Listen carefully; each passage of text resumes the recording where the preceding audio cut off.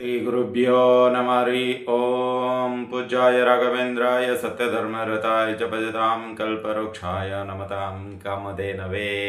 ಸಮಸ್ತ ಶ್ರೀ ಸರಳ ಪರಿಹಾರ ಜ್ಯೋತಿಷಾಲಯ ಸದಸ್ಯರೆಲ್ಲರಿಗೂ ಈ ನಿಮ್ಮ ರಾಘವೇಂದ್ರ ಹರಿತ ಸಗುರುಜಿ ಮಾಡುವ ನಮಸ್ಕಾರಗಳು. ಸಮಸ್ತ ಸದ್ಭಕ್ತರಿಗೆ ಈ ನಮ್ಮ SSP ಜ್ಯೋತಿಷಾಲಯ ಯೂಟ್ಯೂಬ್ ಚಾನಲ್ಗೆ ಸ್ವಾಗತ ಸುಸ್ವಾಗತ ಕೋರುತ್ತಾ ಈ ದಿನ ನಾವು ಶನಿ ಹಿಮ್ಮುಖ ಚಲನೆ ವಕ್ರಿಯ ಸಂಚಾರ ಇದೆ ಜುಲೈ 27ರಿಂದ ಡಿಸೆಂಬರ್ 10ನೇ ತಾರೀಕುವರೆಗೂ ಶನಿ ಮೀನರಾಶಿಯಲ್ಲಿ ವಕ್ರಿಯವಾಗಿ ಸಂಚಾರ ಮಾಡ್ತಾರೆ. ಸೊ ಹೀಗಾಗಿ ಇವತ್ತು 25, ಇನ್ನೊಂದು 2 ದಿನಗಳಲ್ಲಿ ಸಂಚಾರ ವಕ್ರಿಯವಾಗಿ ಅಂದರೆ ಹಿಮ್ಮುಖ ಚಲನೆ ಮೀನರಾಶಿಯಲ್ಲಿ ಪ್ರಾರಂಭವಾಗುತ್ತೆ.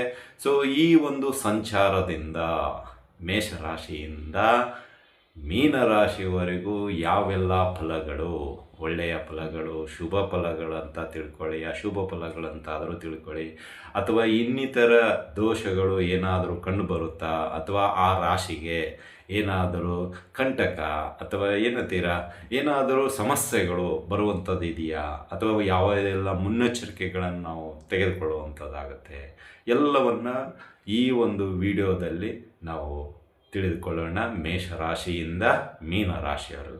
ಅದಕ್ಕಿಂತ ಮುಂಚಿತವಾಗಿ ಈ ಶನಿ ವಕ್ರಿಯ ಸಂಚಾರದಿಂದ ಆಗುವ ಪರಿಣಾಮಗಳು, ಅಂದರೆ ಯಾವೆಲ್ಲ ಏನೇನು ಎಫೆಕ್ಟ್ ಆಗುತ್ತೆ ಅನ್ನೋದು ಸ್ವಾಭಾವಿಕವಾಗಿ ತಿಳಿದುಕೊಳ್ಳೋಣ. ರಾಶಿಗನುಗುಣವಾಗಿ ಸಪ್ರೇಟಾಗಿ ಅದನ್ನು ತಿಳಿದುಕೊಳ್ಳೋಣ. ಮೊದಲನೇದಾಗಿ ಶನಿ ಇದೇ ಒಂದು 27ನೇ ತಾರೀಕು ಜುಲೈ 2026ರಿಂದ ಡಿಸೆಂಬರ್ 2026 10ನೇ ತಾರೀಕುವರೆಗೂ ಮೀನರಾಶಿಯಲ್ಲಿ ಹಿಮ್ಮುಖ ಚಲನೆ ಅಂದರೆ ವಕ್ರಿಯನಾಗಿ ಹಿಂದುಗಡೆ ನೋಡುವಂಥದ್ದಾಗತ್ತೆ. ಅಂದರೆ ಮೀನರಾಶಿ ಕಡೆ ಮುಂದುಗಡೆ ಇರೋದು ಮೇಷರಾಶಿ, ಹಿಂದುಗಡೆ ಇರೋದು ಕುಂಭರಾಶಿ. ಸೊ ಹೀಗಾಗಿ ನೋಡ್ತಕ್ಕಂಥದ್ದು ಕುಂಭರಾಶಿಗೆ ಅಥವಾ ಹಿಂಬದಿ ಅಥವಾ ಹಿಮ್ಮುಖ ಈ ರೀತಿಯ ಒಂದು ಸಂಚಾರಗಳು ಇರುತ್ತೆ ಅಂತಲೇ ಹೇಳ್ಬೋದು. ಇದು ಒಂದು ಹೆಚ್ಚು ಕಡಿಮೆ ಒಂದು 137ರಿಂದ 138 ದಿನಗಳ ಕಾಲ ಈ ಒಂದು ಸಂಚಾರ ಮೀನರಾಶಿಯಲ್ಲಿ ಇರುತ್ತೆ ಅಂತ ಹೇಳ್ಬೋದು. ಇದರ ಅನುಗುಣವಾಗಿ ನೋಡೋದಾದರೆ ಇಲ್ಲಿ ಆತ್ಮಾವಲೋಕನೆ ಅಂದರೆ ಒಂದು ರೀತಿಯಲ್ಲಿ ನಾವು ಯಾವುದಾದ್ರೂ ಒಂದು ನಿರ್ಧಾರ ತಗೊಳ್ಬೇಕಾದ್ರೆ ಅದರದ್ದೇ ಆದಂಥ ಒಂದು ನಿಶ್ಚಯ, ಅದರಲ್ಲಿ ಒಂದು ಆಗುತ್ತೋ ಆಗಲ್ವೋ ಆ ಒಂದು ರೀತಿಯಲ್ಲಿ. ಮತ್ತು ಇನ್ನೊಂದು ಏನು ಕರ್ಮಫಲ ಅಂದರೆ ಶನಿ ಕೆಲವೊಮ್ಮೆ ಅತಿಯಾಗಿ ಕಾಡ್ತಾನೆ. ಸೊ ನಮ್ಗೆ ಅದರದ ಬಗ್ಗೆ ಕ್ಲಾರಿಟಿ ಕೊಡ್ತಾನೆ. ಕೆಲವು ಎಷ್ಟೇ ಪ್ರಯತ್ನ ಮಾಡಿದ್ರೂ ಕೆಲಸ ಸಕ್ಸಸ್ ಆಗೋದಿಲ್ಲ. ಕೆಲವು ತುಂಬ ಕಠಿಣ ಸವಾಲುಗಳಿಂದ ಕೂಡ್ಕೊಂಡಿರುತ್ತೆ. ಕೆಲವು ಸಮಸ್ಯೆಗಳು ಆರ್ಥಿಕವಾಗಿ ತುಂಬ ಜರ್ಜಿತವಾಗಿ ಹೋಗ್ಬಿಟ್ಟಿರ್ತೀವಿ. ಸಿಕ್ಕಾಪಟ್ಟೆ ನಾವು ಪ್ರಯತ್ನ ಮಾಡಿದರೂ ಎಲ್ಲಿ ಏನು ಮಾಡಿದ್ರೂ ಯಾವುದೇ ರೀತಿಯ ಲಾಭ ಅಥವಾ ಆ ಕೆಲಸ ಯಶಸ್ವಿ ಆಗಿರೋದಿಲ್ಲ ಆರ್ಥಿಕ ವಿಷಯಕ್ಕೆ ಸಂಬಂಧಪಟ್ಟಂತೆ. ಅದರಂತೆ ಸಂಬಂಧಗಳು ಕೂಡ ಅಷ್ಟೇ ತುಂಬ ಗೊಂದಲಕ್ಕೀಡಾಗ್ಬಿಡುತ್ತೆ, ಒಬ್ರನ್ನೊಬ್ರು ಆಗೋದಿಲ್ಲ, ಮನಸ್ತಾಪಗಳು ಇದೆಲ್ಲವೂ ಕೂಡ ನಡೆಯುವಂಥದ್ದೇ. ಇಲ್ಲಿ ಪ್ರಮುಖವಾಗಿ ನಾವು ನೋಡ್ತಕ್ಕಂಥದ್ದು ಅಂದರೆ ಶನಿ ಹಿಮ್ಮುಖ ಚಲನೆಯಿಂದ ನೋಡ್ಕೊಂಡು ಫಸ್ಟು ಆರ್ಥಿಕವಾಗಿ ಕಾಡುವಂಥದ್ದಿರುತ್ತೆ. ಎರಡನೇದು ಸಂಬಂಧಗಳು. ಈ ಸಾಡೆಸ ಶನಿ ಆಗಿರ್ಬೋದು, ಅಷ್ಟಮ ಶನಿ ಆಗಿರ್ಬೋದು, ಪಂಚಮ ಶನಿ ಆಗಿರ್ಬೋದು, ಅರ್ಧಾಷ್ಟಮ ಶನಿ ಆಗಿರ್ಬೋದು.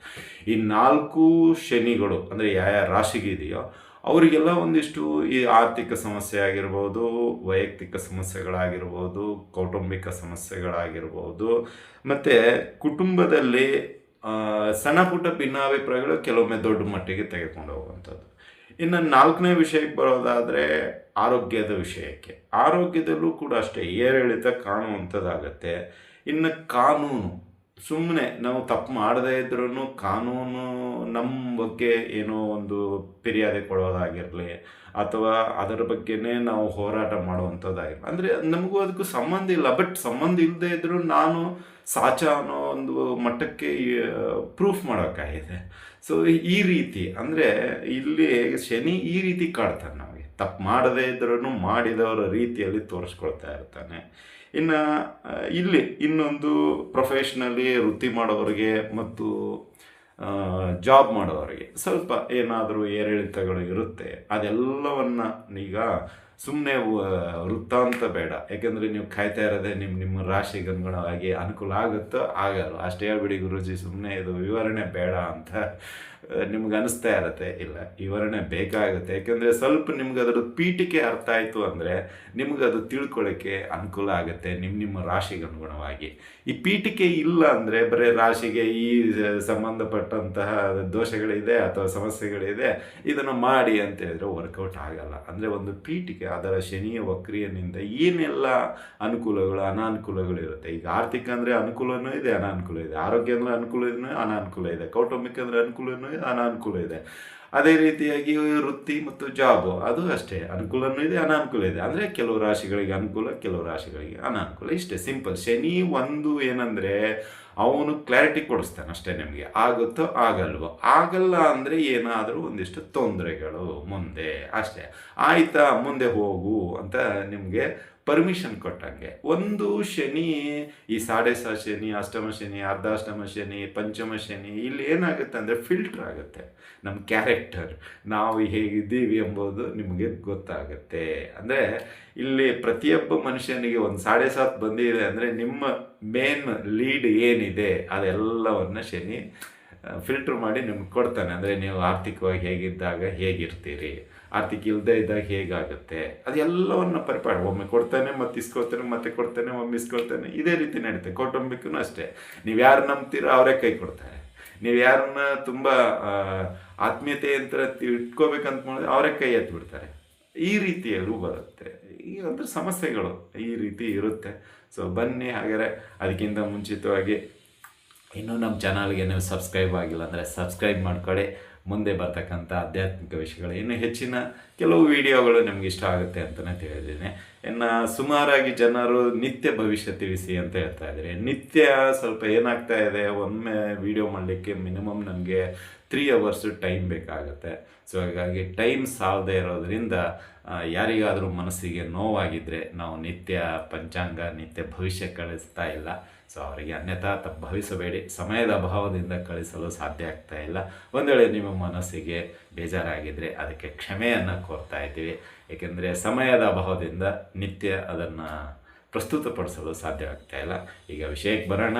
ಶನಿ ವಕ್ರಿಯ ಸಂಚಾರ ಮೇಷರಾಶಿಗಳಿಂದ ಮೀನರಾಶಿಯವರಿಗೆ ಯಾವೆಲ್ಲ ಫಲಗಳು ಸಿಗುತ್ತೆ ಅದನ್ನು ತಿಳ್ಕೊಳ್ಳೋಣ. ಅದಕ್ಕಿಂತ ಮುಂಚಿತವಾಗಿ ಇನ್ನೂ ನಮ್ಮ ಚಾನಲ್ಗೆ ನೀವು ಸಬ್ಸ್ಕ್ರೈಬ್ ಆಗಿಲ್ಲ ಅಂದರೆ ದಯವಿಟ್ಟು ಸಬ್ಸ್ಕ್ರೈಬ್ ಆಗಿ. ಮುಂದೆ ಇನ್ನೂ ಆಧ್ಯಾತ್ಮಿಕ ವಿಷಯಗಳು ತಿಳಿಸೋಣ ಅಂತ ತಿಳಿಸುತ್ತಾ ಬನ್ನಿ. ಹಾಗಾದರೆ ಈಗ ಒಂದೊಂದು ರಾಶಿ ಯಾವ್ಯಾವ ಫಲಗಳು ಸಿಗುತ್ತೆ ಎಂಬುದನ್ನು ತಿಳ್ಕೊಳ್ಳೋಣ.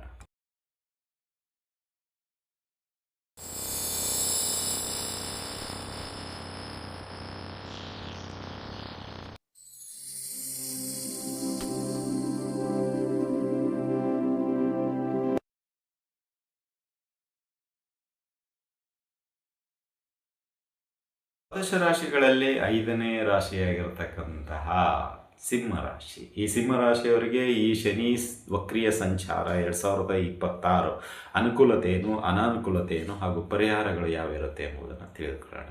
ಇಲ್ಲಿ ಒಂದು ಅನುಕೂಲತೆ ವಿಷಯಗಳಿಗೆ ಬಂದಾಗ, ಅಂದರೆ ಈ ಸಿಂಹರಾಶಿಯವರಿಗೆ ನಿಮಗೆ ಈ ಸಂಚಾರ ನಡೀತಾ ಇರೋದು ಅಷ್ಟಮ, ಅಂದರೆ 8ನೇ ಸ್ಥಾನ. ಅಷ್ಟಮ ಅಂದರೆ 8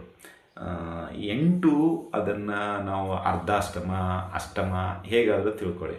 ನಿಮಗೆ ಈಗ ನಡೀತಾ ಇದೆ ಸಿಂಹರಾಶಿಯವರು. ಇಲ್ಲಿ ಒಂದು ಫಸ್ಟ್ ಅನುಕೂಲಗಳಿಗಿಂತ ಒಂದಿಷ್ಟು ಪಾಯಿಂಟ್ಸನ್ನು ಹೇಳ್ತೀನಿ.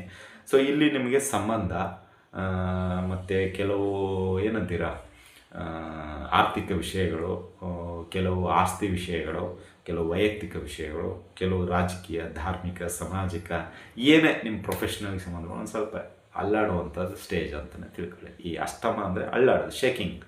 ಈಗ ಏನಂತೀರ, ಸೀಟು ಭದ್ರ ಅಂತ ಹೇಳೋದು ಬೇರೆ ಆಗುತ್ತೆ, ಅಭದ್ರ ಅಂತ ಹೇಳೋದು ಬೇರೆ ಆಗುತ್ತೆ. ಅಂದರೆ ಟೆಂಪ್ರವರಿ ಅಂತ ಆ ರೀತಿಯಲ್ಲಿ ಶೇಕ್ ಆಗ್ತಾ ಇರುತ್ತೆ. ಸೊ ಕೆಲವು ಅದೇ ಈ ಎಲ್ಲ ಹೈಲೈಟ್ ಮಾಡಿರ್ತಕ್ಕಂಥ ಪಾಯಿಂಟ್ಸಲ್ಲಿ ನಿಮಗೆ ನೋವು, ನಲಿವು, ಏನಂತೀರ ಒಂಥರ ಕಷ್ಟಗಳು, ಸಮಸ್ಯೆಗಳು ಒಂದಲ್ಲ ಒಂದು ಎದುರು ಹಾಕ್ಕೊಂಡಿರ್ತೀರ. ಬಟ್ ಈಗ ಜುಲೈ 27ರಿಂದ ಡಿಸೆಂಬರ್ 10ರವರೆಗೂ ಏನಾಗತ್ತೆ ಅದನ್ನು ತಿಳ್ಕೊಳ್ಳೋಣ. ಇಲ್ಲಿ ಒಂದು ಅನುಕೂಲತೆ ವಿಷಯ ಬಂದಾಗ ಇಲ್ಲಿ ನಿಮಗೆ ಏನಂತಾರೆ ಅಷ್ಟಮ ಭಾವ, ಅಂದರೆ ಆ 8ನೇ ಸ್ಥಾನದಲ್ಲಿ ಈ ವಕ್ರಿಯ ಸಂಚಾರ ನಡೀತಾ ಇದೆ. 8 ಅಂತ ಬಂದಾಗ ಕೆಲವೊಮ್ಮೆ ಏನಾಗುತ್ತೆ, ನಿಮಗೆ 7ರ ಭಾಗ್ಯವು ಮತ್ತು 8ರ ಮಧ್ಯೆ ಸಿಕ್ಕಿರತಕ್ಕಂಥ ಭಾಗ್ಯ ಸಿಗುವಂಥದ್ದಾಗುತ್ತೆ. ಇಲ್ಲಿ ನಮ್ಮ ಪ್ರಕಾರ ಅಂದರೆ ಈ ಒಂದು 138 ದಿನಗಳಲ್ಲಿ ನಿಮಗೆ ಒಂದು ಆರ್ಥಿಕ ಚೇತರಿಕೆ ಇರುತ್ತೆ ಆರ್ಥಿಕವಾಗಿ. ಅಂದರೆ ನಿಮಗೆ ಈಗ ಸಡನ್ನಾಗಿ ಈಗ 1 ವರ್ಷ ಆಯ್ತು ಹೆಚ್ಚು ಕಡಿಮೆ, ನಿಮ್ಗೆ ಏನಾಗ್ತಾ ಇದೆ, ಆರ್ಥಿಕದಲ್ಲಿ ಅಡೆತಡೆ ಬರ್ತಾ ಇದೆ, ಹೊಂದಾಣಿಕೆ ಮಾಡೋದು ಕಷ್ಟ ಆಗ್ತಾ ಇತ್ತು, ಆಮೇಲೆ ಒಂದು ರೀತಿಯಲ್ಲಿ ಏನೇನೋ ತೊಂದರೆಗಳು ಅನುಭವಿಸಿದ್ರೆ ನನಗೆ ಗೊತ್ತಾಗ್ತಾ ಇದೆ. ಬಟ್ ಈಗೇನಾಗುತ್ತೆ ಅಂದರೆ ಸ್ವಲ್ಪ ಚೇತರಿಕೆ ಆಗ್ತಾ ಬರುತ್ತೆ, ಆರ್ಥಿಕದಲ್ಲಿ ವೃದ್ಧಿ ಆಗುತ್ತೆ, ನಿಮ್ಮ ವ್ಯಾಪಾರದಲ್ಲಿ ಲಾಭ ಸಿಗುತ್ತೆ, ಯಾರೆಲ್ಲ ಕೆಲಸಕ್ಕೆ ಹೋಗ್ತಾ ಇದ್ದೀರೋ ಅವರಿಗೆ ಒಂದು ರೀತಿಯಲ್ಲಿ ಉತ್ತಮವಾದ ಕೆಲಸ ಸಿಗುವಂಥದ್ದಾಗುತ್ತೆ, ಒಂದು ರೀತಿ ಆದಾಯ ಬರುವಂಥದ್ದಾಗುತ್ತೆ, ಅಥವಾ ಪಾರ್ಟ್ ಟೈಮಲ್ಲಿ ಇನ್ನೊಂದು ಕೆಲಸವನ್ನು ಹುಡ್ಕೊಂಡು ಹೋಗುವಂಥದ್ದಾಗುತ್ತೆ, ಅದರಲ್ಲಿ ಒಂದಿಷ್ಟು ಲಾಭ ತೆಗೆಯುವಂಥದ್ದಾಗುತ್ತೆ, ಅಥವಾ ಸಣ್ಣ ಪುಟ್ಟ ಈ ಡೆಲಿವರಿ ಕೆಲಸಗಳಾಗಿರ್ಬೋದು. ಒಟ್ಟಿನಲ್ಲಿ ಒಂದಿಷ್ಟು ತಲೆ ಆದಾಯದ ಕಡೆಗೆ ಓಡುವಂಥದ್ದಾಗುತ್ತೆ. ಅಂದರೆ ಹೇಗೆಲ್ಲ ನಾನು ಇನ್ಕಮ್ ಮಾಡಬೇಕು ಅನ್ನೋದು ತಲೆಯಲ್ಲಿ ತುಂಬ ವರ್ಕೌಟ್ ಮಾಡಿ ಈ ಒಂದು 138 ದಿನಗಳಲ್ಲಿ ಎಷ್ಟು ಸಾಧ್ಯವಾಗುತ್ತೋ ಅಷ್ಟು ದುಡಿಯಲು ಪ್ರಯತ್ನ ಮಾಡುವಂಥದ್ದಾಗುತ್ತೆ, ಆದಾಯ ತೆಗೆಯುವಂಥದ್ದಾಗುತ್ತೆ ಸಿಂಹರಾಶಿಯವರು ಅಂತಲೇ ಹೇಳ್ಬೋದು. ಇನ್ನು ಎರಡನೇದು ಅನುಕೂಲ ಅಂತ ಹೇಳಿದ್ರೆ ಸಾಲ, ಅದರಿಂದ ಮುಕ್ತಿ ಆಗಲು ಪ್ರಯತ್ನ ಮಾಡ್ತೀರಾ. ಅಂದರೆ ಇಲ್ಲಿ ಏನಾಗುತ್ತೆ, ಸಣ್ಣ ಪುಟ್ಟ ಸಾಲಗಳಿರುತ್ತೆ, ತುಂಬ ಹಿಂಸೆ ಮಾಡ್ತಾ ಇರುತ್ತೆ, ಅದು ಏನಾಗುತ್ತೆ ಬಿಡುಗಡೆ ಆಗುವಂಥದ್ದಾಗುತ್ತೆ ಸಿಂಹರಾಶಿಯವರಿಗೆ. ಅಂದರೆ ಇಲ್ಲಿ ಸಿಂಹರಾಶಿಯವರಿಗೆ ಈ ಒಂದು ಆದಾಯದ ಮೂಲದ ಅನುಕೂಲತೆ ಈ ಸಣ್ಣ ಪುಟ್ಟ ಸಾಲಗಳಿಂದ ಮುಕ್ತಿ ಸಿಗುವಂಥದ್ದಾಗುತ್ತೆ ಅಂತಲೇ ಹೇಳೋದು. ಇನ್ನು ಮೂರನೇ ಅನುಕೂಲತೆ ಅಂತ ಬಂದಾಗ ನಿಮಗೆ ಯಾರೆಲ್ಲ ಶತ್ರುಗಳು ಕಾಡ್ತಾ ಇದ್ರು ಅವರ ಒಂದು ತ್ಯಾಗ ಆಗೋಗ್ಬಿಡುತ್ತೆ, ಇದಕ್ಕಿಂತ ಗಾಯವಾಗೋಗ್ಬಿಡ್ತಾರೆ ಅವರು. ಎಲ್ಲ ಕಾಡ್ತಾ ಇದ್ದಾರೆ ಶತ್ರುಗಳು, ಅದು ಹಿತಶತ್ರುಗಳಾಗಿರಲಿ, ಶತ್ರುಗಳಾಗಿರಲಿ, ಅಥವಾ ವಕ್ರ ಶತ್ರುಗಳಾಗಿರಲಿ, ಯಾವ ಶತ್ರುಗಳಿದ್ರು ಅವ್ರು ಇದ್ದಕ್ಕಿದ್ದಂಗೆ ಶಸ್ತ್ರಾಸ್ತ್ರ ತ್ಯಾಗ ಮಾಡಿ ಗಾಯವಾಗೋಗ್ಬಿಡ್ತಾರೆ. ಅಂದರೆ ನಿಮ್ಮ ತಂಟೆಗೆ ತಕರಾರಿಗೆ ಅವರು ಬರೋದಿಲ್ಲ. ಅಂದರೆ ಶತ್ರುಗಳ ಸಂಹಾರ ಈ ಒಂದು 138 ದಿನಗಳಲ್ಲಿ ಆಗೋಗ್ಬಿಡುತ್ತೆ. ನೀವು ಅವ್ರು ಬಂದರೆ ಅಯ್ಯೋ ಎಂ ಬಂದ್ಬಿಟ್ಟ ಅಂತೇಳಿ ಭಯ ಬೀಳೋದಾಗಿರಲಿ, ಅದಾಗಿರಲಿ, ಇನ್ನು ಮುಂದೆ ಬೇಡ. ಅಂದರೆ ಅವರು ಅಲ್ಲಿಂದ ನಿಮಗೆ ಮುಕ್ತಿ ಸಿಗುವಂಥದ್ದಾಗುತ್ತೆ. ಅಂದರೆ ಶತ್ರುಗಳು ಇನ್ನು ಮುಂದೆ ನಿಮಗೆ ಕಾಡೋದಿಲ್ಲ, ಅದು ತ್ಯಾಗ ಆಗುತ್ತೆ. ಇನ್ನು ನಾಲ್ಕನೇ ವಿಷಯಕ್ಕೆ ಬರೋದಾದರೆ ನಿಮಗೆ ಈ ದಾಂಪತ್ಯ ಜೀವನ ಅಂತ ಬರುತ್ತಲ್ಲ, ನಿಮ್ಮ ಒಂದು ಮದುವೆ ವೈವಾಹಿಕ ಜೀವನ, ಅಲ್ಲಿ ಏನಾಗುತ್ತೆ ಅಂದರೆ ತುಂಬ ಇಂಪ್ರೂವ್ ಆಗುವಂಥದ್ದಾಗುತ್ತೆ. ಅಂದರೆ ಈಗ ಒಂದು ಗಂಡ ಒಂದು ಕಡೆ ಇರ್ತಾನೆ, ಹೆಂಡತಿ ಒಂದು ಕಡೆ ಇರ್ತಾರೆ ಕೆಲಸಕ್ಕೋಸ್ಕರ. ಪಾಪ ಈಗ ಗಂಡ ಒಂದು ಕಡೆ ಕೆಲಸ ಮಾಡ್ತಾ ಇರ್ತಾನೆ ಟೀಚರ್ ಆಗಿ, ಹೆಂಡತಿ ಒಂದು ಸಾಫ್ಟ್ವೇರ್ ಆಗಿಯೋ ಅಥವಾ ಇನ್ನೊಂದು ಬ್ಯಾಂಕಲ್ಲೋ ಏನೋ ಪಾಪ ಇನ್ನೊಂದು ಊರಲ್ಲಿ ಇರ್ತಾರೆ, 100-150 ಕಿಲೋಮೀಟ್ರ್ ದೂರ ಇರುತ್ತೆ, ದಿನ ಅಪ್ ಆ್ಯಂಡ್ ಡೌನ್ ಮಾಡೋದು ಕಷ್ಟ ಅಂತೇಳಿ ಪಾಪ ಅವರು ಅಲ್ಲಿ ಇವರು ಇಲ್ಲಿ ಜೀವನ ಇರುತ್ತೆ. ಇದು ತುಂಬ ಬೇಜಾರಾಗೋಗ್ಬಿಟ್ಟಿರುತ್ತೆ, ಇದು ಏನಪ್ಪ ಜೀವನ ನಮ್ಮದು, ಇಷ್ಟು ಕಷ್ಟನ ನಮಗೆ, ಮಕ್ಕಳು ಒಂದು ಕಡೆ ಪಾಪ, ಇವರು ಒಂದು ಕಡೆ, ಎಷ್ಟು ತೊಂದರೆ ನೋಡಿ. ಇದು ನಾವು ಸುಮಾರು ಜನಕ್ಕೆ ಏನಂತೇವೆ ಬೇಜಾರು ಅನಿಸುತ್ತೆ ನಮಗೂ. ಆದರೂ ನೀವು ಪ್ರಯತ್ನ ಮಾಡಿರ್ತೀರ, ಮೇಲಾಧಿಕಾರಿಗಳು ಹೇಳಿರ್ತೀರ ಸರ್ ಹಿಂಗಿದೆ ಪರಿಸ್ಥಿತಿ, ಆದರೂ ಅವರು ಯಾರೋ ಲೆಕ್ಕಕ್ಕೆ ಹಾಕೊಳ್ಳಲ್ಲ. ಈಗೇನಾಗುತ್ತೆ ಅಂದರೆ ಅದಕ್ಕೆ ಕಾಲ ಕೂಡಿ ಬರುತ್ತೆ. ನೀವು ಹೆಂಡತಿ ಇರೋ ಕಡೆಗೆ ಟ್ರಾನ್ಸ್ಫರ್ ಆಗ್ಬೋದು, ಅಥವಾ ಹೆಂಡತಿ ನಿಮ್ಮ ಕಡೆ ಇರುವಂಥ ಪ್ರದೇಶಗಳಲ್ಲಿ ಒಂದು 5-10-20 ಕಿಲೋಮೀಟ್ರ್ ಹತ್ತಿರದಲ್ಲಿರ್ತಕ್ಕಂಥ ಪ್ರದೇಶದಲ್ಲಿ ಟ್ರಾನ್ಸ್ಫರ್ ಆಗುವಂಥದ್ದಾಗುತ್ತೆ. ಅಂದರೆ ಇಲ್ಲಿ ನಿಮ್ಗೆ ಅನುಕೂಲತೆ ಕಾಣುವಂಥದ್ದಾಗುತ್ತೆ ವೈವಾಹಿಕ ಜೀವನ. ಅಂದರೆ ಹೊಸದಾಗಿ ಪಾಪ ಮದುವೆ ಆಗಿರ್ತಾರೆ, ಇದಕ್ಕಿದಂಗೆ ಈಗ ಅಲ್ಲಿ ಇವರು ಇಲ್ಲಿ ಹೆಂಗೆ ಜೀವನ ಮಾಡೋಕ್ಕೆ ಹೇಳಿ, ಕಷ್ಟ ಅಲ್ಲ. ಸೊ ಇಲ್ಲಿ ಶನಿ ನಿಮಗೆ ಈ ಒಂದು 138 ದಿನಗಳ ಒಳಗಾಗಿ ಅನುಕೂಲತೆಯನ್ನು ಕಲ್ಪಿಸುವಂಥದ್ದಾಗುತ್ತೆ ವೈವಾಹಿಕ ಜೀವನದಲ್ಲಿ ಅಂತಲೇ ಹೇಳ್ಬೋದು ಸಿಂಹರಾಶಿಯವರಿಗೆ. ಇನ್ನು ಅದೇ ರೀತಿ ನೆಕ್ಸ್ಟ್ ಅಂತ ಹೇಳೋದಾದರೆ ಆರೋಗ್ಯದಲ್ಲಿ ನಿಮಗೆ ಕೆಲವೊಂದಿಷ್ಟು ಸುಧಾರಣೆಗಳು ಖಂಡಿತವಾಗಿ ಕಾಣುವಂಥದ್ದಾಗುತ್ತೆ. ಅದರಲ್ಲಿ ತಲೆನೋವಾಗಿರ್ಬೋದು, ಕಣ್ಣು ನೋವಾಗಿರ್ಬೋದು, ಕಿವಿ ನೋವಾಗಿರ್ಬೋದು, ಇವು 3 ನಿಮಗೆ ಪದೇ ಪದೇ ಕಾಡ್ತಾ ಇತ್ತು. ಇದರಲ್ಲಿ ಖಂಡಿತವಾಗಿ ನಿಮಗೆ ಸುಧಾರಣೆ ಕಂಡು ಬರುವಂಥದ್ದಾಗುತ್ತೆ ಈ ಸಮಯದಲ್ಲಿ. ಇನ್ನು 6ನೇ ಅನುಕೂಲತೆ ಅಂತ ಬಂದಾಗ ಈ ಭೂಮಿ ತಗಾದೆ ಅಥವಾ ಭೂಮಿಗೆ ಸಂಬಂಧಪಟ್ಟಂಥದ್ದು ಏನೇ ಇದ್ರೂ ನಿಮ್ಮ ಒಂದು ವಿಷಯಕ್ಕೆ ಯಾರೆಲ್ಲ ಈಗ ಹೋರಾಟ ಮಾಡ್ತಾ ಇದ್ದಾರೆ ಅಥವಾ ಯಾರೆಲ್ಲ ನಿಮ್ಮನ್ನು ವಿರೋಧ ಹಾಕ್ಕೊಂಡಿದ್ದಾರೆ ಅವರಿಗೆ ಸೋಲಾಗುವಂಥದ್ದಾಗುತ್ತೆ. ಆ ಒಂದು ಜಮೀನು ನಿಮ್ಮ ಪರವಾಗಿ ಬರುವಂಥದ್ದಾಗುತ್ತೆ. ತೀರ್ಪು ಏನಾದರೂ ಜಡ್ಜ್ಮೆಂಟ್ ಅಂತಿರಲ್ಲ, ಅದು ನಿಮ್ಮ ಪರವಾಗಿ ಬರುವಂಥದ್ದಾಗುತ್ತೆ ಸಿಂಹರಾಶಿಯವರಿಗೆ. ಇಲ್ಲಿ ಇನ್ನೊಂದು ಏನು ಬೆಳವಣಿಗೆ ಆಗುತ್ತೆ ಅಂದರೆ ಅವರು ಹೋರಾಟ ಮಾಡಿರ್ತಕ್ಕಂತಹ ವ್ಯಕ್ತಿ ಯಾರು ಅಲ್ಲ, ನಿಮ್ಮ ಹತ್ತಿರದವರೇ ಅಂತ ನಿಮಗೆ ಡಿಸ್ಪ್ಲೇ ಆಗಿಬಿಡುತ್ತೆ. ಇಷ್ಟು ದಿನ ಅವರ ಇನ್ವಾಲ್ವ್ಮೆಂಟ್ ಇಲ್ಲ ಅಂತ ನಿಮಗೆ ನಂಬಿಕೆ ಇತ್ತು, ಬಟ್ ಈಗ ಅವರೇ ಪ್ರಥಮ ಇನ್ವಾಲ್ವ್ಮೆಂಟು, ಬಟ್ ಅವರು ಥರ್ಡ್ ಪಾರ್ಟಿ ಅಂತ ಅದು ಮೂವ್ ಮಾಡ್ತಾಯಿದ್ರು. ಈಗ ಅದರದ್ದು ಡಿಸ್ಪ್ಲೇ ಆಗೋಯ್ತು. ಯಾಕಂದರೆ ಆ ಥರ್ಡ್ ಪಾರ್ಟಿ ಹೆಸರನ್ನು ಡಿಸ್ಪ್ಲೇ ಮಾಡಿಬಿಟ್ಟ. ಇದಕ್ಕೆ ನಾನು ಹೊಣೆಗಾರನಲ್ಲ, ಇವರು ಮೂವ್ ಮಾಡಿಸಿದ್ರು ಅಷ್ಟೇ. ನನ್ನದು ಇದರಲ್ಲಿ ನಯಾ ಪೈಸಾ ಬಂಡವಾಳ ಇಲ್ಲ ಅಂತ ಅವನೇ ಓಪನ್ ಆಗಿ ಹೇಳ್ತಾನೆ. ಯಾಕೆಂದ್ರೆ ಜಡ್ಜ್ಮೆಂಟ್ ಬಂದಾಯ್ತು, ಇನ್ನೇನು ಅವ್ನು ಮಾಡ್ಕೊಳಕ್ಕಾಗತ್ತೆ. ಆವಾಗ ನಿಮಗೆ ಹೇಳಿಬಿಡ್ತಾನೆ ಹಿಂಗೆ ಆಗಿತ್ತು, ಹೀಗಾಯಿತು. ನಿಮಗೆ ಒಂಥರ ತಲೆ ದಿಗ್ಭ್ರಮೆ ಆಗೋಗ್ಬಿಡುತ್ತೆ. ಏನು ಮಾಡಬೇಕಂದ್ರೆ ನಿಮಗೆ ಮೋಸ ಮಾಡಿದಂಥ ಒಂದು ಅವಕಾಶಗಳು ಈ ಒಂದು ಸಮಯದಲ್ಲಿ ಸಿಗ್ತಾಯಿದೆ. ಅಂದರೆ ನೀವು ನಂಬಿರತಕ್ಕಂಥ ವ್ಯಕ್ತಿನೇ ನಿಮಗೆ ಮೋಸ ಮಾಡ್ತಾ ಇದ್ದಾನೆ. ಸೊ ಅದು ನಿಮಗೆ ಇಲ್ಲಿ ಡಿಸ್ಪ್ಲೇ ಮಾಡಿಕೊಡ್ತಾನೆ ಶನಿ ದೇವರು. ಅಂದರೆ ನೋಡಿ ಎಷ್ಟು ಅನುಕೂಲ ಮಾಡಿಕೊಡ್ತಾ ಇದ್ದಾನೆ ಸಿಂಹರಾಶಿ. ಅಷ್ಟಮ ಶನಿ, ಅದರಲ್ಲೂ ನಿಮಗೆ ಈಗ ವಕ್ರೀಯ ಸ್ಥಾನ ಸಂಚಾರ ನಡೀತಾ ಇರೋದ್ರಿಂದ ಇಲ್ಲಿ ಹಿಂದಿನ ತಪ್ಪುಗಳನ್ನು ತಿದ್ದುಕೊಳ್ಳಿಕ್ಕೆ ಒಂದು ಅವಕಾಶ ಸಿಂಹರಾಶಿಯವರಿಗೆ ಸಿಗ್ತಾ ಇದೆ. ಅಂದರೆ ಆ ತಪ್ಪುಗಳು ನೆಕ್ಸ್ಟ್ ಮಾಡಬೇಡಿ ಅಂತ ನಿಮಗೆ ತಿದ್ದಿಸ್ತಾನೆ. ಅಷ್ಟಮ ಅಂದರೆ ಅಷ್ಟು ನೀವು ತಿಳ್ಕೊಬೇಡಿ, ಅನಾನುಕೂಲನೇ ಜಾಸ್ತಿ ಇರುತ್ತೆ, ಒಪ್ಕೊಳ್ತೀನಿ. ಬಟ್ ತಿದ್ದುಕೊಂಡು ನೀವು ಮುಂದೆ ಹೋದರೆ ನಿಮಗೆ ಮುಂದೆ ಬೆಟ್ಟದಂಥ ಸಮಸ್ಯೆ ಇದ್ರೂ ಕರಗಿಸ್ತೀರಾ.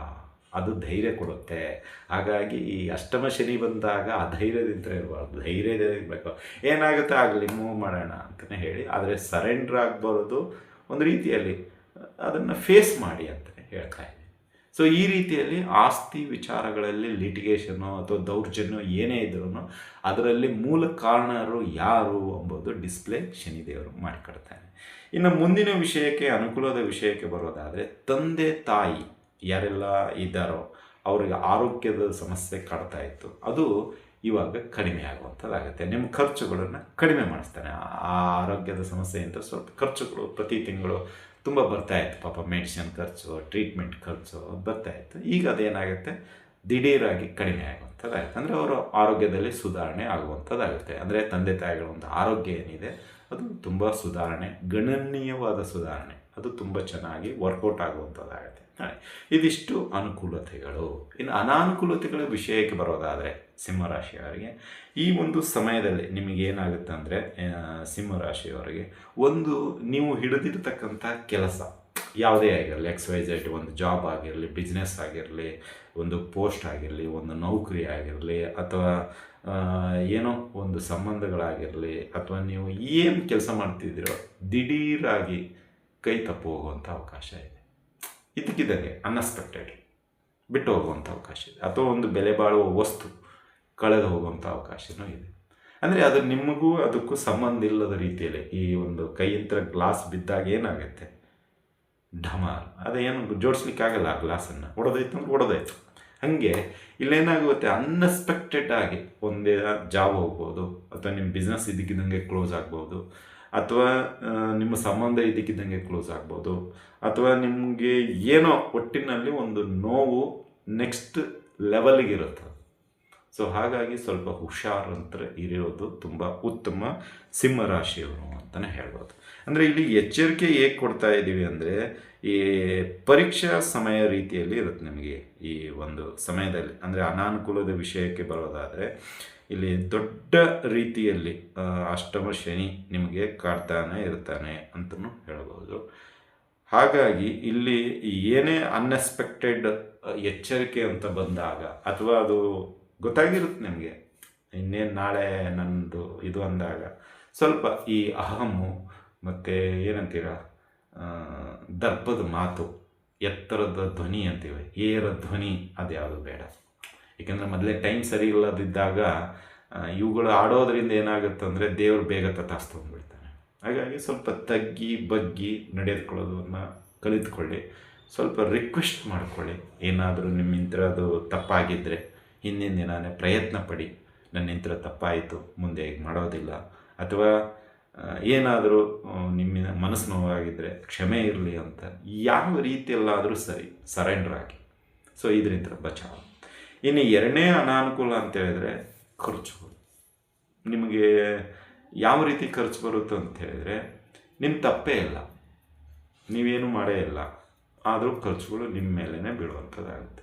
ಯಾರೋ ಮಾಡಿದ ತಪ್ಪಿಗೆ ನೀವು ಖರ್ಚು ಮಾಡೋಕ್ಕಾಗುತ್ತೆ. ಈಗ ತಂದೆ ಮಾಡಿರೋ ತಪ್ಪಿಗೆ ಮಗ ಖರ್ಚು ಮಾಡ್ಬೋದು, ಅಥವಾ ಮಗ ಮಾಡಿದ ತಪ್ಪಿಗೆ ತಂದೆ ಖರ್ಚು ಮಾಡ್ಬೋದು. ಒಟ್ಟಿನಲ್ಲಿ ನಿಮ್ಮ ಜೇಬಿನಿಂದ ದುಡ್ಡು ಹಿಡಿತಾ ಇರುತ್ತೆ. ಹೆಂಡತಿ ಮಾಡಿರೋ ತಪ್ಪಿಗೂ ನಿಮ್ಮದೇ ದುಡ್ಡು. ಸ್ವತಃ ನೀವು ಹೋಗ್ಬೇಕಾದಾಗ ಗಾಡಿ ಬೇರೆ ಓಡಿಸಿದ್ರು ಗಾಡಿ ನಿಮ್ಮದೇ ಇರುತ್ತೆ, ನಿಮ್ಮದೇ ತಪ್ಪು. ಈ ರೀತಿಯಲ್ಲಿ ಖರ್ಚುಗಳು ಅನ್ಎಕ್ಸ್ಪೆಕ್ಟೆಡ್ ಆಗಿ ನಿಮ್ಗೆ ಬರುವಂಥದ್ದಾಗುತ್ತೆ. ಸೊ ಇದರಂತೂ ಸ್ವಲ್ಪ ಹುಷಾರಾಗಿರಿ, ಸ್ವಲ್ಪ ನಿಧಾನವಾಗಿ ಅಥವಾ ಮತ್ತೊಂದು ಮಗುದೊಂದು ನೋಡ್ಕೊಂಡು ಹೋಗಿ ಅಂತಲೇ ಹೇಳ್ಬೋದು. ಇನ್ನು ಮೂರನೇದ್ದು ಅನ್ಎಕ್ಸ್ಪೆಕ್ಟೆಡ್ ಆಗಿ ಆಕ್ಸಿಡೆಂಟ್ ಆಗುವಂಥ ಅವಕಾಶಗಳು ಇದೆ ಸಿಂಹರಾಶಿ. ಅನ್ಎಕ್ಸ್ಪೆಕ್ಟೆಡ್, ಗೊತ್ತಿಲ್ಲ ಯಾವ ರೀತಿಯಲ್ಲಿ ಬರುತ್ತೆ, ಯಾವ ರೀತಿಯಲ್ಲಿ ಆಗುತ್ತೆ ಹೇಳಿಕ್ಕಾಗಲ್ಲ. ಇಲ್ಲೇನಾಗುತ್ತೆ, ಸ್ವಲ್ಪ ಗಾಯ ಎತ್ತರ ಹಂತಕ್ಕೂ ಇರುತ್ತೆ, ಒಂದಿಷ್ಟು ದಿನಗಳ ವಿಶ್ರಾಂತಿನೂ ಇರುತ್ತೆ, ಮತ್ತು ನಿಮಗೆ ಸ್ವಲ್ಪ ಎಲ್ಲೋ ಬೇಜಾರಾಗೋಗ್ಬಿಡುತ್ತೆ, ಶನಿ ಎಷ್ಟು ನಮ್ಗೆ ತೊಂದರೆ ಕೊಡ್ತಾ ಇದ್ದಾನೆ ಅಂತೇಳಿ. ಬಟ್ ಇಲ್ಲಿ ಏನು ಮಾಡಿಸ್ತಾನಂದರೆ ಅವನು ಅದು ಮಾಡಿಸಿರೋದ್ರಿಂದ ಕೆಲವು ಅಹಿತಕರ ಘಟನೆಗಳಿಗೆ ಕಡಿವಾಣ ಆಗ್ತಾನೆ. ಈಗ ಉದಾಹರಣೆಗೆ ನೀವು ಮನೆ ನಿತ್ಯ ಹತ್ತಬೇಕಂತ ಸ್ಟೆಪ್ಸು ಗೊತ್ತಿದೆ, ಎಷ್ಟು ಸ್ಟೆಪ್ಸ್ ಇದೆ, ಯಾವ ರೀತಿ ಹತ್ತಬೇಕು, ಯಾವ ರೀತಿ ಇಳಿಬೇಕು ನಿಮಗೆ ಗೊತ್ತಿದೆ. ಬಟ್ ಇಲ್ಲಿ ಏನಾಗುತ್ತೆ ಅಂದರೆ ಈ ಸಮಯದಲ್ಲಿ ಸಡನ್ನಾಗಿ ಬಿದ್ದೋಗ್ಬಿಡ್ತೀರ. ಬಿದ್ದೋದಾಗ ಈ ಗಲ್ಲಕ್ಕೆ ಏಟು ಬೀಳ್ಬೋದು, ತಲೆಗೆ ಏಟು ಬೀಳ್ಬೋದು, ಕಣ್ಣಿಗೆ ಏಟು ಬೀಳ್ಬೋದು, ಅಥವಾ ಈ ಸ್ಪೆಕ್ಸ್ ಇದೆ ಅಲ್ಲ ಅದೇ ಕಣ್ಣು ಸುತ್ತಮುತ್ತ ಚುಚ್ಕೋಬೋದು ಆ ಗ್ಲಾಸು, ಏನಾಗುತ್ತೆ ಗೊತ್ತಿಲ್ಲ. ಅಥವಾ ಮೊಳಕಾಲಿಗೆ ಏಟು ಬೀಳ್ಬೋದು, ಎದೆ ಭಾಗಕ್ಕೆ ಏಟು ಬೀಳ್ಬೋದು, ಹೊಟ್ಟೆಗೆ ಏಟು ಬೀಳ್ಬೋದು, ಎಲ್ಲಾದರೂ ಏಟು ಬೀಳುತ್ತೆ, ಬಲವಾಗಿ ಏಟು ಬೀಳುತ್ತೆ. ಇದರಿಂದ ಏನಾಗೋಗ್ಬಿಡುತ್ತೆ, ಒಂದಿಷ್ಟು ವಿಶ್ರಾಂತಿ ತಗೋಬೇಕಾಗುತ್ತೆ, ಖರ್ಚುಗಳು ಬರುತ್ತೆ. ಬಟ್ ಇದು ಯಾಕಾಯಿತು ಅಂತ ನೋಡೋದಾದರೆ ನಿಮಗೆ ಇದಕ್ಕಿಂತ ದೊಡ್ಡ ಅನಾಹುತ ಮುಂದೆ ಆಗೋದಿತ್ತು, ಅದು ತಪ್ಪಿಸಿದ. ಈಗ ನೀವು ಮನೆಯಲ್ಲಿರ್ತೀರೋ ಆಸ್ಪತ್ರೆಯಲ್ಲಿರ್ತೀರೋ ಅದು ಮುಂದಿನ ದಿನಗಳಲ್ಲಿ ನಿಮಗೆ ಗೊತ್ತಾಗತ್ತೆ. ನೀವು ಈಗ ಇಲ್ಲಿ ಇರೋದರಿಂದ ಅಲ್ಲಿ ಮುಂದೆ ದೊಡ್ಡ ಅನಾಹುತ ಇನ್ನೊಂದಿತ್ತು, ಅದು ಇಲ್ಲಿ ಕಾಪಾಡಿದ. ಸೊ ಇದನ್ನು ನೀವು ತಿಳ್ಕೊಬೇಕು ಫಸ್ಟ್. ನೀವು ಬರೀ ಕಷ್ಟ ಕೊಟ್ಟ, ನಾನು ಖರ್ಚು ಮಾಡಿಸಿದ, ಅದು ಓಕೆ, ಐ ಅಗ್ರಿ. ಬಟ್ ಮುಂದೆ ಇನ್ನೊಂದು ಅನಾಹುತ ಇತ್ತು, ಅದನ್ನು ಕಾಪಾಡಿಸಿದ ನಿಮಗೆ. ಯಾರಿಗೆ? ಸಿಂಹರಾಶಿಯವರಿಗೆ. ಬಟ್ ಇದು ಇದೆ, ಇಲ್ಲ ಅಂತ ನಾನು ಹೇಳಲ್ಲ. ಬಟ್ ಆ ದೊಡ್ಡ ಅನಾಹುತ ತಪ್ಪಿಸಿದ್ನಲ್ಲ, ಅದಕ್ಕೆ ಖುಷಿ ಪಡಿ ಅಥವಾ ಅದನ್ನು ಸ್ಮರಣೆ ಮಾಡ್ಕೊಳ್ಳಿ ಅಂತಲೇ ನಾನು ಹೇಳ್ತೇನೆ. ಇನ್ನು ನೆಕ್ಸ್ಟ್ ವಿಷಯಕ್ಕೆ ಬರೋದಾದರೆ ಜಗಳ, ವಿಪರೀತ ಜಗಳ ಆಡ್ತೀರಾ, ನಾನಾ ವಿಷಯಕ್ಕೆ ಒಬ್ಬೊಬ್ಬರ ಹತ್ರ ಒಂದೊಂದು ರೀತಿ ಮಾತಾಡ್ತೀರಾ, ಎಲ್ಲರನ್ನ ಶತ್ರು ರೀತಿಯಲ್ಲಿ ಕಾಣ್ತೀರಾ, ಏನು ಮಾಡಬೇಕು ನಿಮಗೆ ತೋಚೋದಿಲ್ಲ, ನಿಮ್ಮ ಹಾಗೆ ಹೀಗೆ ಅಂತ ಬರೀ ಚೀರಾಡೋದು, ಜಗಳಾಡೋದು ಮಾಡುವಂಥದ್ದಾಗಿ. ನಾವು ಹೇಳೋದಿಷ್ಟೇ, ಅತಿರೇಕದ ವರ್ತನೆ ದಯವಿಟ್ಟು ಸಿಂಹರಾಶಿಯವರು ಮಾಡಲು ಹೋಗಬೇಡಿ. ಸಾಧ್ಯವಾದಷ್ಟು ಮೌನವಾಗಿ ಅದಕ್ಕೆ ಏನಿದೆ ಒಂದು ರೀತಿಯಲ್ಲಿ ವಿಚಾರದ ಪೂರ್ವಕವಾಗಿ ಮಾತಾಡೋದು ತುಂಬ ಉತ್ತಮ ಅಂತ. ಇನ್ನು ನೆಕ್ಸ್ಟ್ ಅನಾನುಕೂಲ ಅಂತ ಬಂದಾಗ ಸಂಬಂಧಗಳು ಸ್ವಲ್ಪ ಏನಾಗುತ್ತೆ, ಹುಳಿ ಹಿಂಡುವಂಥದ್ದಾಗುತ್ತೆ. ಯಾರೋ ಚುಚ್ಕೊಡ್ತಾರೆ, ನೀವು ಅವ್ರ ಪ್ರಕಾರವಾಗಿ ಮಾತಾಡ್ತೀರಾ, ಅದು ಏನಾಗಿಬಿಡುತ್ತೆ, ಮನಸ್ಸಿಗೆ ಘಾಸಿ ಆಗೋಗ್ಬಿಡುತ್ತೆ. ಅವರು ನೆಕ್ಸ್ಟ್ ನಿಮ್ಮ ಜೊತೆ ಡೀಲ್ ಮಾಡಲ್ಲ. ಅದು ಫ್ಯಾಮ್ಲಿ ಆಗಿರ್ಬೋದು, ಔಟ್ಸೈಡ್ ಆತ್ಮೀಯರಾಗಿರ್ಬೋದು, ಅವ್ರೇನು ಮಾಡಿಬಿಡ್ತಾರೆ, ಕಟ್ ಆಫ್ ಮಾಡ್ಕೊಂಡ್ಬಿಡ್ತಾರೆ. ನಿಮ್ಮ ಜೊತೆ ಯಾವುದೇ ರೀತಿ ವ್ಯವಹಾರ ಮುಂದಿನ ದಿನಗಳಲ್ಲಿ ಆಗೋದಿಲ್ಲ. ಇದು ನಿಮ್ಮ ಮೇಲೆ ಪರಿಣಾಮ ಬೀರುವಂಥದ್ದಾಗುತ್ತೆ. ಇನ್ನು ನೆಕ್ಸ್ಟ್ ಅನಾನುಕೂಲ ಅಂತ ಬರೋದಾದರೆ ಪ್ರಯಾಣ. ಅನಾವಶ್ಯಕವಾಗಿ ಸುಮ್ಮನೆ ತಿರುಗಾಡ್ತೀರ, ಎಲ್ಲೋದು ಸುಮ್ಮನೆ ಸಾಲ ಮಾಡೋದು, ತೊಗೊಂಡೋಗೋದು, ತಿರುಗಾಡಿ ಬಂದ್ಬಿಡೋದು, ಮನಸ್ಸಿಗೆ ಬೇಜಾರಾಗ್ಬಿಟ್ಟಿರುತ್ತೆ. ಈ ಎಲ್ಲ ಪಾಯಿಂಟ್ಸ್ಗಳು ಯಾಕೆ ತಿರುಗಾಡ್ತೀರಂದರೆ ಏನು ಎಲ್ಲಿ ಕೂತ್ರೂ ಸಮಾಧಾನ ಇರಲ್ಲ. ಸೊ ಇವಿಷ್ಟು ಸ್ವಲ್ಪ ಅನಾನುಕೂಲಗಳು ಇರುತ್ತೆ, ಸ್ವಲ್ಪ ನೋಡಿಬಿಟ್ಟು ಮೂವ್ ಮಾಡೋದು ತುಂಬ ಉತ್ತಮ ಅಂತಲೇ ಹೇಳ್ಬೋದು. ಇನ್ನು ಪರಿಹಾರದ ವಿಷಯಕ್ಕೆ ಬರೋದಾದರೆ ಸಿಂಹರಾಶಿಯವರಿಗೆ ಸಾಧ್ಯವಾದಷ್ಟು ಸ್ವಲ್ಪ ಶನಿದೇವರ ಆರಾಧನೆ, ಶನಿದೇವರ ಸ್ತೋತ್ರ, ಶನಿದೇವರಿಗೆ ಸಂಬಂಧಪಟ್ಟಂತಹ ಒಂದಿಷ್ಟು ಸೇವೆಗಳನ್ನು ಮಾಡಿಸಿ ಆ ಶನಿದೇವರು ಒಳ್ಳೆಯದು ಮಾಡ್ತೇನೆ. ಇನ್ನು ನಿತ್ಯ ಓಂ ಶನೇಶ್ವರಾಯ ನಮಃ ಅಂತ 108 ಸತ ಜಪಗಳನ್ನು ಮಾಡಿ, ಅದೇ ರೀತಿ ಹನುಮಾನ್ ಚಾಲೀಸನ್ನು ಖಂಡಿತವಾಗಿಯೂ ನಿತ್ಯ ಪಠಣೆ ಮಾಡಿ. ಇದರಿಂದ ಆತ್ಮಸ್ಥೈರ್ಯ, ಧೈರ್ಯ ಎಲ್ಲವೂ ನೀವು ಪಡೆದುಕೊಳ್ಳುವಂಥರಾಗ್ತೀರಾ ಅಂತಲೇ ಹೇಳ್ಬೋದು. ಇನ್ನು ಅದೇ ರೀತಿಯಾಗಿ ಸಾಧ್ಯವಾದಷ್ಟು ಅನ್ನದಾನ, ನಿಮಗೆ ಯಾವ ದಿನ ಕೊಡಬೇಕಂತೀರೋ ಆ ದಿನ ಕೊಡಿ. ಅದು ಅವಶ್ಯಕತೆ ಇರೋವರೆಗೆ. ಡ್ರೆಸ್ ಕೋಡ್ ದಯವಿಟ್ಟು ನೋಡಲು ಹೋಗಬೇಡಿ. ಅವನು ಬ್ರಾಹ್ಮಣನೋ, ಬಡವನೋ, ಬಲ್ಲಿದನೋ, ಮತ್ತೊಬ್ಬರು, ಅದೆಲ್ಲ ಬೇಡ. ಅವನಿಗೆ ಹಸಿವಾಗಿದೆಯಾ, ಊಟ ಬೇಕಾ, ಕೊಡಿ. ನಾವು ಹೇಳಿರೋ ವ್ಯಕ್ತಿ ಅಂತಲ್ಲ, ನಿಮಗೆ ನೀವೇ ನಿಮ್ಮ ಮನೆ ಹತ್ತಿರ, ಆಫೀಸ್ನ ಹತ್ರ, ನಿಮ್ಮ ಬಿಸ್ನೆಸ್ ಹತ್ರ ಎಲ್ಲಾದರೂ ಕಂಡ್ರೆ ಕೈಲಾದಷ್ಟು ಸಹಾಯ ಮಾಡಿ. ಇದು ಒಂದು. ಇನ್ನು ಎರಡನೇದ್ದು, ಈ ಸಮಯದಲ್ಲಿ ಗುರು ಹಿರಿಯರು ಅಥವಾ ತಂದೆ ತಾಯಿ ಸಮಾನ ಇರತಕ್ಕಂಥವ್ರು ನಿರ್ಗತಿಕರು ಇರ್ತಾರೆ, ಪಾಪ ಯಾರು ನೋಡ್ಕೊಳ್ಳೋರು ಇರಲ್ಲ, ಅವರಿಗೆ ವಸ್ತ್ರದಾನ ಮಾಡಿ. ಏಕೆಂದರೆ ಈಗ ಮಳೆಗಾಲ, ಮುಂದೆ ಬರೋದು ಚಳಿಗಾಲ ಅಂತಲೇ ತಿಳ್ಕೊಳ್ಳಿ, ಅನುಕೂಲ ಆಗುತ್ತೆ. ಶನಿ ನಿಮ್ಮ ಒಂದು ಕಷ್ಟಕ್ಕೆ ಇನ್ನೊಂದು ಕಷ್ಟ ಬಂದಾಗ ನೀವು ಯಾವ ರೀತಿ ವರ್ತನೆ ಮಾಡ್ತೀರಾ ಅಂತ ಒಂದು ಪರೀಕ್ಷೆ ಒಡ್ಡುತ್ತಾನೆ. ಆ ಪರೀಕ್ಷೆಯಲ್ಲಿ ನೀವು ಪಾಸ್ ಆದರೆ ನೀವು ನಿಮ್ಮ ಕಷ್ಟದಲ್ಲಿ ಪಾಸ್ ಆಗ್ತೀರ. ಸಿಂಪಲ್ ಇಷ್ಟೇ. ಅಂದರೆ ಈಗ ಪರೀಕ್ಷಾ ಸಮಯ ಅಂತಲೇ ತಿಳ್ಕೊಳ್ಳಿ ಸಿಂಹರಾಶಿಯವ್ರಿಗೆ. ಒಂದು ಪರೀಕ್ಷೆಯಲ್ಲಿ ನೀವು ಯಾವ ರೀತಿ ಓದ್ಕೊಂಡು ನೀವು ಅದು ಬರಿತೀರೋ ಅದು ಇಂಪಾರ್ಟೆಂಟ್. ಅಂದರೆ ಇಲ್ಲಿ ನೀವು ಬರೀ ಕಷ್ಟನೇ ಬರ್ಕೊಳ್ತಾ ಹೋದರೆ ಸರಿ ಆಯ್ತು ಬಿಡು ನೀನು ಕಷ್ಟ ಅಂತ ತಿಳ್ಕೊಂಡ್ರೆ ನಾನೇನು ಮಾಡಲಿಕ್ಕಾಗುತ್ತೆ, ತಗೋ ಕಷ್ಟನೇ ಇರಲಿ ಅಂತೇಳಿ ಹಂಗೆ ಬಿಟ್ಟು ಹೋಗ್ಬಿಡ್ತಾನೆ. ನಾನು ಅದೇ ಹೇಳ್ತಾ ಇರೋದು, ನೀವು ಬಿದ್ದಿರೋದ್ರ ಬಗ್ಗೆ ಯೋಚನೆ ಮಾಡಬೇಡಿ, ಅಥವಾ ನೀವು ಅಪಘಾತ ಮಾಡ್ಕೊಂಡಿರೋ ಬಗ್ಗೆ ಯೋಚನೆ ಮಾಡಬೇಡಿ. ಬಟ್ ಇನ್ನೊಂದು ದೊಡ್ಡದಾಗೋದನ್ನು ತಪ್ಪಿಸಿದಾನೆ, ಅದನ್ನು ನೀವು ಅರ್ಥ ಮಾಡ್ಕೊಳ್ಳಿ ಅಂತ ನಿಮಗೆ ಅದೇ ಬಿಡಿಸಿ ಹೇಳ್ತಾ ಇರೋದು. ಅಲ್ಲಿ ಆಗಿದ್ದರೆ ಅದು ತುಂಬ ಡೇಂಜರ್ ಇತ್ತು, ಅದನ್ನು ತಪ್ಪಿಸಿದಾನೆ. ಇಲ್ಲಿ ಸಣ್ಣ ಪ್ರಮಾಣದಲ್ಲಿ ಮಾಡಿಸಿದ್ದಾನೆ ಅಷ್ಟೇ, ಸಿಂಪಲ್. ನೀವು ಅದರಿಂದ ಆಗಿದ್ದರೆ ತುಂಬ ಘೋರ ಇತ್ತು, ಅದು ತಪ್ಪಿಸಿದ್ದಾನೆ. ಈಗ ನಿಮ್ಗೆ ಅದು ಮುಂದಿನ ದಿನಗಳಲ್ಲಿ ಅರ್ಥ ಆಗುತ್ತೆ. ಈ ಕೋಡು ಅರ್ಥ ಆಗಲ್ಲ, ಸಾಮಾನ್ಯವಾಗಿ ಕನ್ಫ್ಯೂಸ್ ಆಗಿರುತ್ತೆ, ಒಪ್ಕೊಳ್ತೀನಿ. ಇಲ್ಲಿ ಏನಾಗುತ್ತೆ ಅಂದರೆ, ನೀವು ಯಾವುದೋ ಒಂದು ಜರ್ನಿಗೆ ಬುಕ್ ಮಾಡಿರ್ತೀರ ಅಂದ್ಕೊಳ್ಳಿ, ಟ್ರೈನು, ಬಸ್ಸು, ಯಾವುದೋ ಕ್ಯಾಬು ಏನೋ ಮಾಡ್ಕೊಂಡಿರ್ತೀರ. ಈಗ 27 ಅಂದ್ಕೊಳ್ಳಿ, ಆಗಸ್ಟ್ 1ನೇ ತಾರೀಕು ಹೋಗಬೇಕು ಅಂತ ಡಿಸೈಡ್ ಮಾಡಿಬಿಟ್ಟಿರ್ತೀರ. ಸಡನ್ನಾಗಿ ಏನಾಗಿಬಿಡುತ್ತೆ, ಯಾವುದೋ ಒಂದು ಪ್ರಮುಖ ಕಾರ್ಯ ನಿಮಗೆ ಬಂದಿರುತ್ತೆ, ಅಥವಾ ನೀವೇ ಏನೋ ಒಂದು 28, 29 ಎಲ್ಲೋ ಹೋಗ್ಬೇಕಾದಾಗ ಬರಬೇಕಾದಾಗ ಬಿದ್ದುಬಿಟ್ಟಿರ್ತೀರ, ಅಥವಾ ಏನೋ ಆಗಿರುತ್ತೆ, ನಿಮ್ಗೆ 1ನೇ ತಾರೀಕು ಹೋಗ್ಲಿಕ್ಕೆ ಆಗಲ್ಲ. ಯಾಕಂದರೆ ಡಾಕ್ಟ್ರ್ ಹೇಳಿದ್ದಾರೆ, ಒಂದು 3 ದಿನ ರೆಸ್ಟ್ ಬೇಕು, ಎಲ್ಲೂ ಹೋಗಬೇಡಿ, ದಿನ ಟ್ರೀಟ್ಮೆಂಟ್ ಆಗಬೇಕು, ಬನ್ನಿ, ಇಲ್ಲ ಅಡ್ಮಿಟ್ ಆಗಿ ಅಂತ ಹೇಳಿರ್ತಾರೆ. ನೀವು ಆಯಿತು ಅಂತ ಹೇಳ್ತೀರ. ಇವಾಗ ಏನು ಮಾಡ್ತೀರಾ? ಹೋಗ್ಲಿಕ್ಕಾಗತ್ತಾ? ಆಗಲ್ಲ. ಅವಾಗ ಏನು ಮಾಡ್ತೀರಾ? ಅದನ್ನು ಪೋಸ್ಟ್ಪೋನ್ ಮಾಡ್ತೀರಾ. ಅವಾಗ ಅವ್ರಿಗೆ ತಿಳಿಸ್ತೀರ, ಇಲ್ಲ ನಂಗೆ ಬರಲಿಕ್ಕಾಗಲ್ಲ, ಮುಂದೆ ಇನ್ನೊಂದು ದಿನ ಹೇಳ್ತೀನಿ ಅಂತ ಹೇಳ್ತೀವಿ. ಇಲ್ಲಿ ಟಿಕೆಟು ಕ್ಯಾನ್ಸಲ್ ಆಗುತ್ತೆ. ಅವಾಗ ಏನಾಗುತ್ತೆ ಅಂದರೆ, ಅದೇ ಗಾಡಿ, ಅದೇ ಟ್ರೈನು, ಅದೇ ಬಸ್ಸು, ಅದೇ ಕ್ಯಾಬು, ಏನೋ ಒಂದು ಸಣ್ಣ ಪುಟ್ಟ ಅಪಘಾತ ಆಗಿಬಿಟ್ಟಿರುತ್ತೆ, ಅಥವಾ ಬಲವಾಗಿ ಅಪಘಾತ ಆಗಿರುತ್ತೆ. ಆ ಒಂದು ಸಮಯದಲ್ಲಿ ಕೆಲವು ಸಾವು ನೋವುಗಳು ಆಗ್ಬೋದು. ಬಟ್ ಇಲ್ಲಿ ನೀವು ಹೋಗಿದ್ರೆ ಏನಾಗ್ತಾ ಇತ್ತು? ಅದು ಎಚ್ಚರಿಕೆ ಅಂತಲೇ ಹೇಳ್ತಾ ಇದ್ದೀನಿ. ಅಂದರೆ ನಿಮಗೆ ಹೆದರಿಸ್ತಾ ಇಲ್ಲ, ಇಲ್ಲಿ ತಪ್ಪಿಸ್ತಾ ಇದ್ದಾನೆ ಅಂತ ಹೇಳ್ತಾ ಇದ್ದೀನಿ. ಅದನ್ನು ಉದಾಹರಣೆ ಕೊಟ್ಟು ಹೇಳ್ತಾ ಇದ್ದೀನಿ. ಏಕೆಂದರೆ ಕೋಡು ಕೆಲವೊಂದು ಅರ್ಥ ಆಗಲ್ಲ, ಈ ರೀತಿ ಇರುತ್ತೆ. ಅಂದರೆ ನಾವು ಹೋಗಿದ್ದರೆ ತೊಂದರೆಯಲ್ಲಿ ಸಿಕ್ಕಾಕೊಳ್ತಿದ್ವಿ ಅಲ್ಲಿ.